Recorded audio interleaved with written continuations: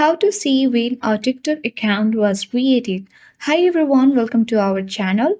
In this video, I'll show you the quick way to see when a TikTok account was created.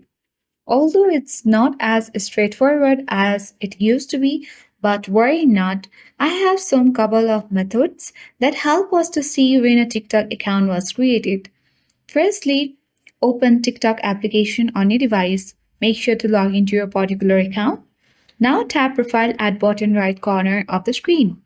Select and tap three-line icon at top right corner of the screen. Choose Settings and Privacy at bottom of the screen. Scroll down under Content and Display. Select Activity Center. Now scroll down and choose Watch History. So these are all the list of the watch history of your TikTok. So let me inform you that TikTok starts recording your watch history after you create account. So scroll all the way down to find out the oldest video you have watched. This gives you rough idea about when your TikTok account was created. Although this way is very time consuming, but there is no any direct and simple way to see when a TikTok account was created.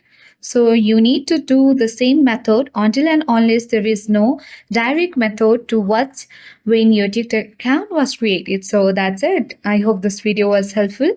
If it was, then do like, share, comment and subscribe our channel.